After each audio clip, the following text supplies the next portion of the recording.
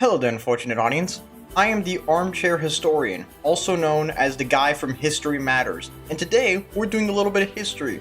Not as a joke this time, this is actual history, so listen up, right? Because it's not like the last video I did, it's actually history. We're actually going to be doing something, so listen, you might learn something. Today we're going to be going over misinformation from history. All the things that people have misinterpreted, disinformed you about, and have basically lied to you about for thousands of years. Now, this isn't anyone's fault. It's just history. Things get rewritten, misunderstood. It's inevitable. We're all humans. Maybe when the AIs take over, they can make unbiased historical records of all of humanity. And then finally, people can open up a book and then not be bothered to read it, because who the hell would be reading a book when the AI takes over? The fall of the Roman Empire. So when people say the fall of the Roman Empire, there is immediately 1,000 problems with that said statement. First of all, if they go, oh, you know, when the barbarians invaded, okay. Which barbarians? You had the Germans, the Goths, you know, all that crazy shit. And you're like, alright, Olaterio, I get it, there were multiple barbarians. Now the problem becomes, which barbarian invasion? Because barbarian invasions have been happening for Rome basically their entire history. There were barbarian invasions before the fall of Rome, quote unquote, and there were barbarian invasions during the fall of Rome, and there were probably barbarian invasions after the fall of Rome, who knows? But that's a massive disservice to what actually was the fall of Rome, and that was a lot of different crap. You see, because Rome didn't fall because of one thing.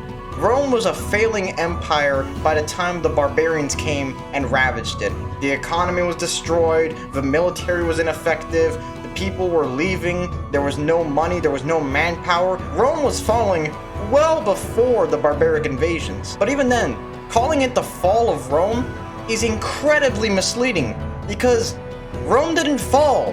Western Rome fell. Eastern Rome, better known as Byzantium for some fucking reason, was still around, and it would be around for thousands of years to come. It's crazy to me because the fall of Rome implies that the entire empire went away when that wasn't even the case. Rome didn't fall in a day, and even when it did fall, it wasn't even the entirety of Rome. It's so confusing.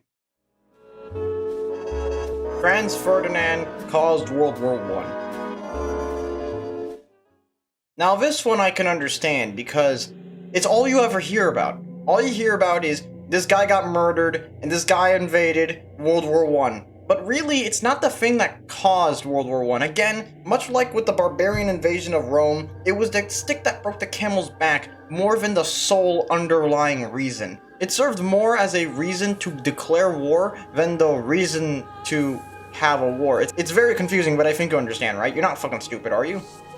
You're not fucking stupid, right? But tensions in Europe had been rising for centuries before that. You had the triple entente between Britain, France, and Russia against Germany because some Boer War or whatever the fuck happened, and Britain decided that, you know what, I can't be bothered to be isolationist anymore. I've got to actually do shit, which probably pissed everyone off in Britain because they were tired of having to be in, I don't know, by this point in history, the British just didn't want anything to do with the Europe. They've been sick of Europe for centuries before then. I don't know what the fuck was going on. I'm lucky to live in America. We never had to deal with this shit. But you had multiple crises that slowly but surely made everyone increasingly hostile towards one another, made alliances with one another. The Moroccan crisis, the Bosnian crisis, the Italo-Turkish war. There were a lot of conflicts that were happening before World War I. In reality, World War I was just another conflict that came about just the natural course of history. You know, grievances happen, people hate each other. It just so happened that World War I was in a period of history where multiple different nations were allied to one another. And these alliances brought in more and more and more nations until eventually you had a world war. And it wasn't even the first world war. Really, you could claim that the 7 Years' War was a world war. I mean, that war was fought across the world, and it involved a lot of the world. So I guess it's kind of a world war. Technically speaking, isn't every world war a world war? Because you're on the world when you're fighting a war. Unless you're fighting on the moon or something, then that would be, what would that be called? An outer world war? Confusing myself aside, basically what I'm trying to get at is that yes, Franz Ferdinand did cause World War I, but he didn't really cause World War I. Does that make sense? I hope it does, because I'm not explaining it. Next thing. American contributions in World War II. Really, this goes for both world wars, and I'm not even sure why this is misinterpreted at all because it makes no sense. But people often make the stupid claim that America did nothing in both world wars, jumped in at the last minute, and saved everyone, which is just not fucking true.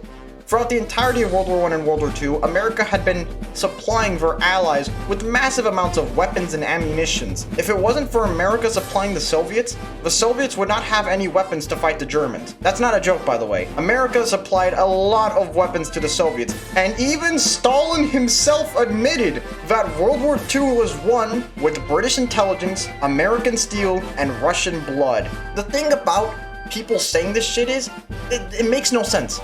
Do you not know why it's called a world war?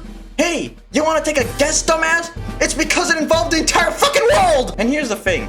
To demean one side's contributions towards this massive conflict is just leaving out a massive amount of history, right? You wouldn't say that the British single-handedly won World War II, and I know a couple of morons who would say that the Russians single-handedly won World War II, but that's not true. It was everyone's efforts together. British people cracking the Nazi code, American production practically supplying the entirety of their allies, and Russians willing to give literally every single one of their lives to keep the Nazis outside of their capital's doorsteps that made World War II a victory for the Allies. And that's the end of the video. I don't have an outro or anything, so I'm going to list off all my top 10 favorite animes. Number 10, My Little Pony. Great anime. Great anime. The part where Twilight Sparkle gets stabbed in the back 21 times and then goes, "Et tu, Spike?"